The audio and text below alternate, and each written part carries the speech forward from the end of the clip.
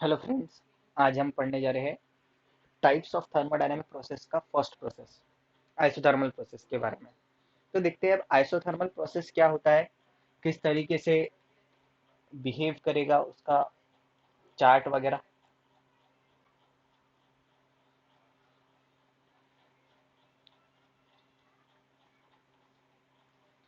तो हम लोग आइसोथर्मल प्रोसेस में फर्स्ट टाइप क्या देखने वाले हैं? अरे, थर्मोडायनामिक प्रोसेस में आइसोथर्मल प्रोसेस। अब थर्मोडायनेमिक्स में आइसोथर्मल प्रोसेस का मतलब आपको पता है। आइसोथर्मल प्रोसेस मतलब ऐसा प्रोसेस जिसमें टेम्परेचर क्या रहे, कांस्टेंट रहे। टेम्परेचर कांस्टेंट रहेगा। अब टेम्परेचर कांस्टेंट है तो कौन से दो स्टेट वेरिएबल्स के ऊपर ये डिपेंड करेगा? प्रेशर और वॉल्यूम।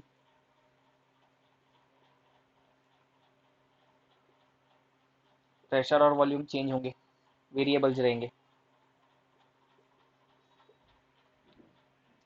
अब प्रेशर और वॉल्यूम वेरिएबल्स है तो अब हमारे पास आइसोथर्मल प्रोसेस के लिए रिलेशन भी है, pressure is inversely proportional to volume. या ये रिलेशन भी बोल सकते हो, pressure into volume is equals to constant. ये सब प्रेशर के और वॉल्यूम के रिलेशंस हैं इन आइसोथर्मल प्रोसेस। अगर इसी को एक्सपांड करके लिख दिया तो P1 V1 is equals to P2 V2 means product of pressure and volume at any instant. Product of pressure and volume at any instant will remain constant in isothermal process. ये हमें पता है। अब इसी का ग्राफ भी देखते हैं। अगर ग्राफ आइसोथर्मल प्रोसेस का देखें तो किस तरीके से आएगा? पीवी डायग्राम ड्रॉ कर लेते हैं। Pressure volume,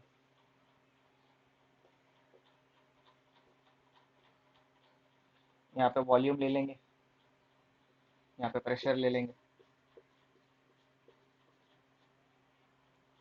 pressure volume graph में अब हमें पता है कि ये इन्वर्सली प्रोपोर्शनल है। ये इस तरीके से कुछ जाएगा, एक चीज बढ़ेंगे तो दूसरी चीज कम होने वाली है एट कांस्टेंट टेम्परेचर। ये प्रेशर वॉल्यूम ग्राफ हो गया। आइसोथर्मल प्रोसेस के लिए प्रेशर वॉल्यूम ग्राफ को या प्रेशर वॉल्यूम डायग्राम को ही आइसोथर्म भी कहा जाता है। क्या कहा जाता है? आइसोथर्म। ये ध्यान में रखना है। इसी ग्राफ को आइसोथर्म भी कहा जाता है। ऑब्जेक्टिव में जनरली ये पूछ लेते हैं फॉर 1 मार्क्स कि क्या चीज हो सकती है और क्या चीज नहीं हो सकती है। अब हमें इन्हीं के बारे में आगे स्टडी करना है कि इनके अंदर वर्क डन क्या होगा, इसके अंदर हीट चेंज क्या होंगी, इसके अंदर इंटरनल एनर्जी क्या होंगी। ये सब चीज़ें अब हम लोग आगे देखेंगे। चलिए तो अब आगे बढ़ते हैं इसी के साथ।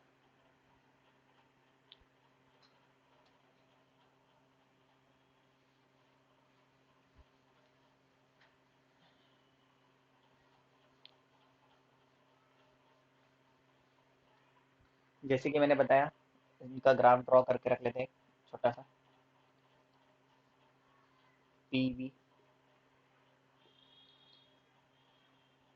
प्रेशर वॉल्यूम डायग्राम है। इसे ही आइसोथर्म भी कहा जाता है, ये ध्यान में रखना है। अब हम लोग ये प्रोसेस में आइसोथर्मल प्रोसेस में एक चीज ध्यान में रखना है कि चेंज इन इंटरनल एनर्जी जो है वो जीरो रहेंगी। इंटरनल एनर्जी में कोई भी चेंज नहीं है। मतलब रिमेंबर रखने वाले पॉइंट्स क्या है? Del U, change in internal energy will be zero. ये ध्यान में रखना है।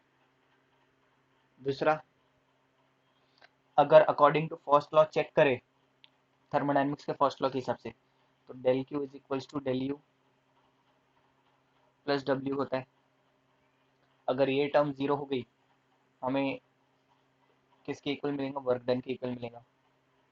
Change in heat is equals to work done, मतलब जितना भी हीट एब्जॉर्ब करेगा वो वर्क में कन्वर्ट कर देगा, या जितना भी वर्क करेगा वो हीट में कन्वर्ट कर देगा। एक ही बात है। अब देखते हैं यहाँ पे वर्क के बारे में। वर्क का मतलब आपको पता है, वर्क डन का मतलब pressure into change in volume इसको इस तरीके से भी लिखा जा सकता है, इंटीग्रेशन ऑफ पीडीवी। अगर बहुत छोटे छोटे प्रोसेस हो रहे हैं, बहुत छोटा छोटा अगर इंटरवल ले रहे हैं, तो इंटीग्रेट करना पड़ेगा। अब देखते हैं कि इसका डेरिवेशन वर्क डन का, तो वर्क डन का डेरिवेशन क्या हो सकता है आइसोथर्मल प्रोसेस में।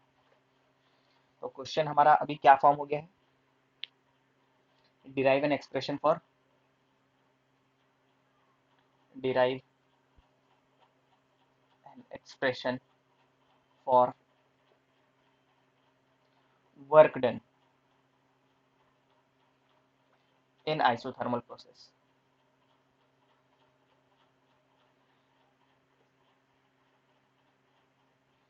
चलिए अब वर्क डन के बारे में बात करना है। जैसे कि अभी अभी देखें, work is equals to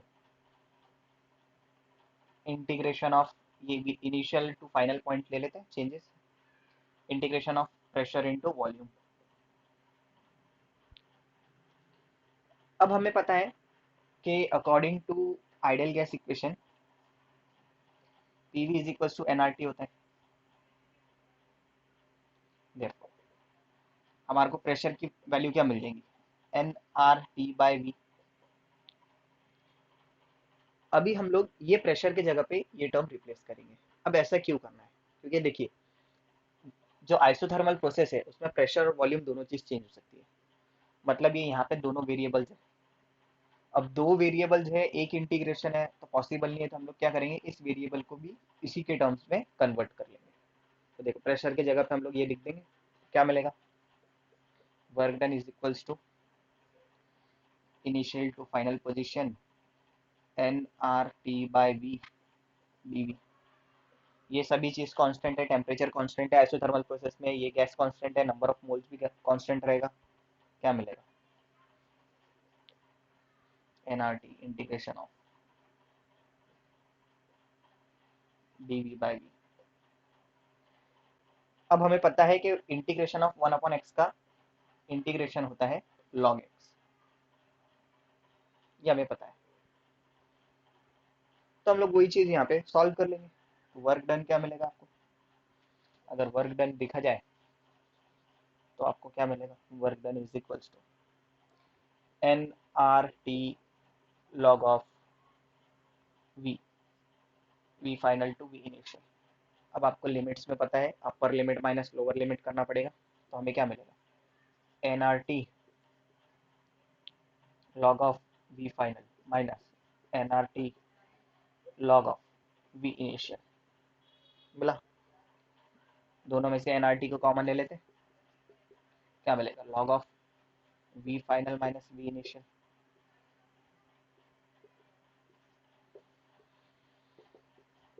N R T minus में है तो आपको लॉग की प्रॉपर्टी पता ही है, ये डिवाइड में आ जाएगा। तो हमें इक्वेशन क्या मिल गया वर्क डन का, N R T log of V final by V initial. ये हो गया work in terms of volume. अगर कभी कोई डेरिवेशन आ जाए और आपको बोल दिया कि इसको प्रेशर के टर्म्स में ला लो, तो जैसे कि हम लोग को पता है क्या चीज कांस्टेंट है, PV is equals to constant रहेगा आइसोथर्मल प्रोसेस में, जैसे कि मैंने आपको बताया था। अगर ये कांस्टेंट है इस तरीके से लिख सकते हैं, P initial V initial is equals to P final V final. Therefore V final by V initial is equals to P initial by P final, ये हो जाएगा।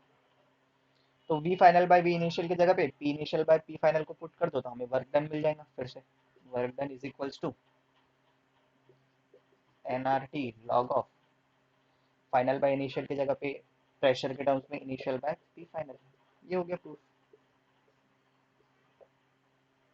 कोई बहुत बड़ी बात नहीं थी।